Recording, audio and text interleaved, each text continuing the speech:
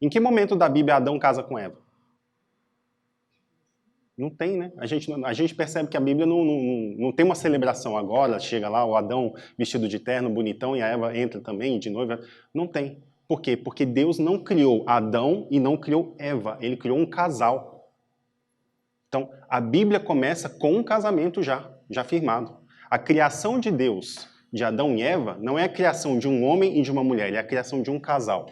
Então, as Sagradas Escrituras já começam com um casamento. Né? Inclusive, isso é comprovado porque a gente vê que na Bíblia, Adão e Eva, em nenhum momento eles casam, mas quando chega lá no capítulo 3, do Gênesis, quando a mulher come do fruto da árvore do pecado original, ela come e depois dá para o seu marido. As Sagradas Escrituras já falam em marido, ou seja, Adão era verdadeiramente o marido de Eva. Então, as Sagradas Escrituras elas se abrem com um casamento. Né? Pode passar. Veja, nós temos então aqui Adão e Eva, a Bíblia começa com um casamento, lá no capítulo 3, versículo 6, como eu disse para vocês, a mulher come e depois dá o fruto para o seu marido, ou seja, um verdadeiro casamento. Depois a gente vai ter o casamento de Abraão com Sara, não sei se vocês lembram lá da historinha, né? Mas Sara era estéril, e aí por um milagre ela concebe Isaac. Né? Então Deus ele firma uma aliança com Adão e Eva, depois ele firma uma aliança com Abraão e Sara, depois ele vai firmar uma aliança com Isaac e Rebeca, com Jacó e Lia e depois com Jacó e Raquel, tudo dentro de uma família. Desse casamento aqui surgem as 12 tribos de Israel, ou seja, todo o povo de Deus. O Antigo Testamento está todo estruturado em uma família. Vamos agora para o Novo Testamento? Como é que começa o Novo Testamento? O casamento de José e Maria. Né? Observe que José e Maria já eram verdadeiramente casados quando Jesus se encarna. Então Jesus ele não se encarna só no seio de Maria, Jesus se encarna no seio de uma família. Então José e Maria eram verdadeiramente casados. Né? Então você já tem ali uma família, você tem todo o Antigo Testamento celebrando uma família, você tem o casamento de José e Maria, que é também uma família que está se formando, depois você vai ter as bodas de Caná. Depois que José morre, né, ali por volta dos 29, 30 anos de Jesus, Jesus aí troca de pai, porque até então ele servia o pai dele, que era São José, por isso que ele aprendeu a carpintaria, ele era obediente a Maria e José. Quando José morre, Jesus vai servir o outro pai. Né? E qual é o primeiro sinal que Jesus revela nas Sagradas Escrituras? Se dá em um casamento também, o casamento nas bodas de Caná. Né? Depois disso, você vai ter toda a história de Jesus lá, e quando ele vai celebrar a última ceia, ele diz, tomai todos e comei, tomai todos e bebei, este é o cálice do meu sangue, o sangue da nova e eterna aliança. Olha, mais um casamento sendo celebrado. Quando a gente vai passar, então, lá para o Apocalipse, pode passar? O que a gente vai ter? Olha só, o penúltimo capítulo do livro do Apocalipse. Vi então um novo céu e uma nova terra, pois o primeiro céu e a primeira terra desapareceram e o mar já não existia. Eu vi descer do céu, de junto de Deus, a cidade santa, a nova Jerusalém, como uma esposa ornada para o esposo. Então veio um dos 7 anjos que tinham as 7 taças cheias dos 7 últimos flagelos e disse-me, vem e eu te mostrarei a noiva, a esposa do Cordeiro. Levou-me em espírito a um grande e alto monte e mostrou-me a cidade santa, Jerusalém, que descia do céu de junto de Deus. Tinha grande e alta muralha com 12 portas guardadas por 12 anjos. Nas portas estavam gravados os nomes das 12 tribos dos filhos de Israel. Olha como eu falei, né? Lembra lá do casamento de Jacó com Rebeca e depois Jacó com Lia, que surgiu as 12 tribos de Israel. Essas 12 tribos de Israel, lá no Apocalipse ele já está puxando lá o início da Bíblia, né? O nome das 12 tribos de Israel. Ao oriente havia 3 portas, ao setentrião 3 portas, ao sul 3 portas, ao ocidente 3 portas. A muralha da cidade tinha 12 fundamentos com os nomes dos 12 apóstolos do Cordeiro. Olha só, gente, detalhe. O anjo levou São João lá para, em espírito, a um grande alto monte, e mostrou o quê? A noiva do Cordeiro, mas essa noiva do Cordeiro é quem? É uma pessoa? Uma cidade. Né? Percebe que Jesus não casou com uma pessoa, Jesus casou com uma cidade inteira? E o que é essa cidade? É a Nova Jerusalém, a Jerusalém Celeste. Jerusalém Celeste é o quê? É a igreja. Então, o último capítulo da Bíblia é o casamento de Cristo com a sua esposa, que é a igreja. Observa que a Bíblia começa com o casamento e a Bíblia termina com o casamento. A família é, digamos assim, a filosofia, é a estrutura na qual a Bíblia é formada. Então, desde o início, desde o Gênesis até o Apocalipse, tudo se refere à família. Tá? Como que Jesus Cristo ele vai salvar a humanidade? Casando com ela. Jesus casa com a humanidade, porque a partir do momento que ele casa com a humanidade, ele se torna um. Não é assim? Quando a gente casa, a gente se torna um com a nossa esposa, e a nossa esposa se torna um com a gente. Então, Jesus se torna um conosco, para que quando ele entrar no céu, a gente entre junto, porque a gente é uma coisa só. Né? Então, veja que todas as Sagradas Escrituras, do Gênesis ao Apocalipse, começa e termina com uma família. Então, a família é o projeto, é o plano de salvação da humanidade. Deus estrutura toda a nossa salvação na família. Pode passar. Então, a gente vai ver lá no plano da criação. Vamos tratar um pouco da família, então, lá no Antigo Testamento, logo na criação mesmo. A gente tem no primeiro capítulo do Gênesis, então Deus disse, façamos o homem à nossa imagem e semelhança. Deus contemplou toda a sua obra e viu que tudo era muito bom. Sobreveio a tarde e depois a manhã, foi o sexto dia. Então o Senhor Deus mandou o homem um profundo sono, enquanto dormia, ele tomou-lhe uma costela e fechou com carne o seu lugar. E da costela que tinha tomado o homem, o Senhor fez uma mulher. Levou-a para junto do homem. Veja, o que diz ali a primeira leitura, né? Façamos o homem à nossa imagem e semelhança. O que significa ser imagem, o que é semelhança de Deus? Santo Irineu ele vai explicar o que é imagem e o que é semelhança. Pode passar. Imagem significa presença de Deus. Ou seja, quando Deus cria o ser humano a sua imagem, isso significa que Deus está sempre presente. A mesma coisa você imagina no espelho. Quando você está no espelho, se você vai para a esquerda, a sua imagem vai junto. Se você vai para a direita, a sua imagem vai junto. Né? Então, é isso que significa ser imagem. Significa dizer que onde o ser humano vai, Deus acompanha. Não tem como escapar de Deus, não tem como fugir de Deus. Assim como uma imagem, em qualquer lugar que você estiver, Deus está te acompanhando. Isso é ser imagem de Deus. E o que significa ser semelhança? Segundo Santo Irineu de Lyon, ele vai dizer que semelhança significa a graça. O estado de graça. Né? Então veja, você é imagem de Deus, isso você nunca perde.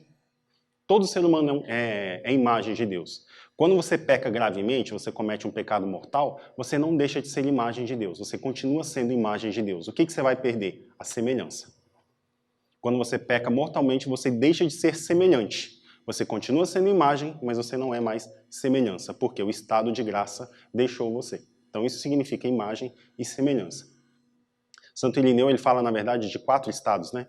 Ele fala do vestígio de Deus, como, por exemplo, a natureza. A natureza é vestígio de Deus. Né? As pedras, os animais, as árvores, tudo isso é vestígio. Você tem a imagem, né? Que é o ser humano, todo ser humano é a imagem de Deus. A semelhança, que é um ser humano em estado de graça, e, por fim, você tem a glória, quando você ressuscita. No céu, você tem, então, a filiação plena. Então, você é filho pleno de Deus. Né? Então, esses são os 4 estados de aproximação de Deus. E o que significa, então, ser imagem? Ser imagem significa que o ser humano, ele reflete os atributos espirituais de Deus. Tá? O que significa refletir os atributos espirituais de Deus? Significa que o ser humano possui um espírito, diferentemente dos animais. Os animais, por exemplo, eles não possuem espírito, eles possuem alma. Mas a alma do ser humano é uma alma espiritual. A alma dos animais não é uma alma espiritual. O que significa isso? Significa que o ser humano reúne em si, por ser imagem de Deus, os atributos do Espírito de Deus. Quais são esses atributos? Liberdade, inteligência, vontade e consciência. Você vê que nenhum animal ele possui liberdade, ele age por instinto. Se você colocar comida na frente do animal, ele não vai dizer assim, não, estou de dieta, muito obrigado. Ele não vai fazer isso. Né? Ele age por instinto, ele é escravo do instinto dele. Né? Ser humano não. Ser humano, se colocar um chocolate na sua frente, você diz assim, não, eu estou de dieta, eu não posso fazer isso. Né? O ser humano é capaz de agir pela sua inteligência. Porque ele tem liberdade, ele tem inteligência, ele é capaz de raciocinar. Os animais não raciocinam. Né? O ser humano ele possui vontade. Os animais não possuem vontade. Na verdade, tem até uma polêmica com relação a isso. Na verdade, muitos dizem, né, que os animais possuem vontade. Eles possuem vontade de comer, eles possuem vontade de fazer necessidades fisiológicas, né? Mas a vontade do animal é uma vontade dirigida pelo quê? Pelo instinto. É uma vontade instintiva. A vontade humana, que é essa vontade aqui, é como se fosse uma força de vontade. É a capacidade do ser humano pensar e seguir aquilo que a razão e a consciência dizem para ele, né? Então, nenhum animal é capaz de pensar, porque ele não é inteligente, portanto, ele não tem vontade, ele não é capaz de seguir a inteligência, ele segue simplesmente o instinto. E ele possui também, o ser humano, ele possui a consciência. O que é a consciência? Ao contrário da inteligência, a inteligência é uma forma de, vamos dizer assim, um raciocínio analítico. Você raciocina, você separa as coisas em vários pedacinhos e vai analisando, quebra aquilo ali e vai analisando. Então, veja, a consciência já não é um raciocínio analítico, é um raciocínio sintético. Você não tem muitas vezes vários elementos para raciocinar, mas você intui. Então a consciência, ela é um saber muito mais intuitivo. A inteligência já é um saber menos intuitivo, ele é muito mais científico, analítico. Então pela inteligência você pensa, você raciocina, você calcula. Na consciência não, na consciência você sabe que isso é certo, você sabe que aquilo é errado. Por quê? Porque você sabe. Isso está lá no coração. A gente sabe o que é certo, a gente sabe o que é errado. Todo mundo sabe que, por exemplo, matar é errado. Por quê? Você não precisa raciocinar para saber que matar é errado. Você conscientemente, a sua consciência já diz para você que matar é errado, é um pecado grave, né? Então, o ser humano possui todos esses atributos. Por isso que a alma do ser humano é uma alma espiritual. O corpo, nós somos iguais a todos os animais, né? Nós possuímos constituição física, temperamento e impulsos. Isso aqui a gente não precisa entrar muito nesses detalhes, porque a gente está falando mais da parte espiritual. Constituição física é o nosso próprio corpo. Temperamento, na verdade, até a constituição física é o ambiente no qual o Espírito Santo habita. O nosso corpo é templo do Espírito Santo. Por isso que dentro do nosso corpo habita o Espírito Santo.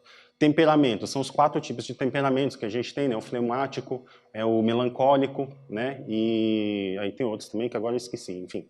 São 4 tipos de temperamento, que é o cólico, o sanguíneo, o fleumático e o melancólico. São esses 4 temperamentos, né, que os seres humanos possuem. Os impulsos, o que são os impulsos? São 3. O impulso de sobrevivência, sexualidade e sociabilidade, né?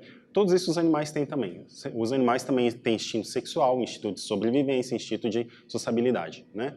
Então, no corpo, a gente é igualzinho os bichinhos. Agora, no espírito, a gente tem essa diferença. Por isso que imagem é isso daqui. Nós somos imagem de Deus, portanto, nós temos uma alma espiritual. Pode passar. E olha só, no começo não foi assim. Quando a gente vai lá para o começo, e a gente lê a Sagrada Escritura, a gente vai ver que Deus criou tudo e viu que tudo era muito bom. No 6º dia, ele cria o homem e cria a mulher e vê que tudo era muito bom, né? Então, quando ele cria Adão e Eva como um casal, esse casamento era algo muito bom. Era um casamento cheio de harmonia, de paz, de felicidade, de alegria. O que vai mudar? Vai mudar depois com o regime do pecado. Quando o pecado acontece, aí o casamento vira uma porcaria. Aí entra ciúme, entra egoísmo, entra soberba, entra orgulho, entra agressividade, né? Entra o egocentrismo, vaidades, invejas. Então tudo isso entra no casamento e estraga o casamento. Tem gente que até fala, né? Melhor do que casar é só morrer queimado, né? Fala assim, né? Casar é muito bom, né? Melhor do que casar só morrer queimado. Por que que às vezes melhor do que casar é morrer queimado? Porque esse casamento está desestruturado pelos pecados. Se não houvesse pecado, o casamento seria uma alegria. Você pode observar, toda vez que você briga com a sua esposa, ou você briga com o seu marido, algum pecado está ali no meio. Não é porque vocês têm diferenças, um pensa de um jeito, outro pensa de outro.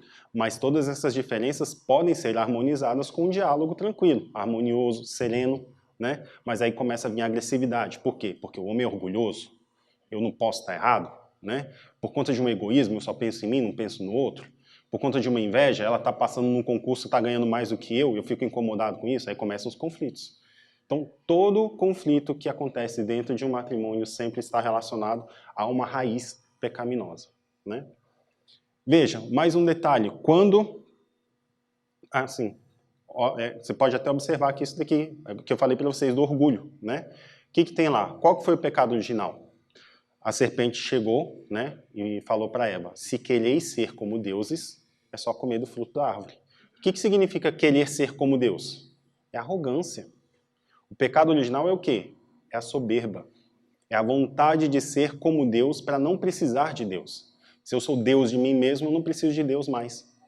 Entende? Então, isso é o pecado original, é a soberba, é a arrogância. E dessa soberba nasce todo o resto. Nasce a vaidade, nasce o orgulho, nasce a inveja, né? Nasce a luxúria, nasce gula, nasce todos esses pecados. Então, outro detalhe também, o pecado original é um pecado que foi cometido por quem? Que foi proposto por quem? Pelo diabo. O que significa diabo? O pecado é algo diabólico. Diabólico não é uma entidade pecaminosa, não é uma entidade maligna que é o diabo, né? Não é aquele sujeitinho vermelho lá com chifres, um tridente do Aquaman e um rabo grande, né? Isso não é o diabo. O diabo é o quê? É divisão. A entidade, o Lúcifer, a pessoa, o anjo caído, é Lúcifer, e ele faz algo diabólico, porque divide. Uma vez que o pecado entra, o ser humano se afasta de Deus. Aconteceu a primeira divisão.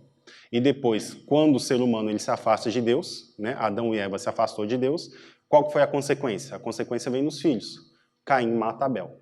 Quando você se separa de Deus, você mata o seu irmão. Percebe? Né? Então, afastar-se de Deus provoca, a divisão com Deus provoca a divisão entre os homens. E é por isso que Jesus morre numa cruz, porque ele vai restabelecer o contrário, né? A união com os homens para depois estabelecer a união com Deus. Aí você tem a pedagogia da cruz, né? Por isso que São João ele vai dizer, todo aquele que diz que ama a Deus e não ama o irmão é mentiroso. Por quê? Porque não tem como você amar a Deus sem antes amar o irmão. Então, primeiro restabelece a união horizontal para depois restabelecer a união vertical. Essa toda a pedagogia da cruz, né?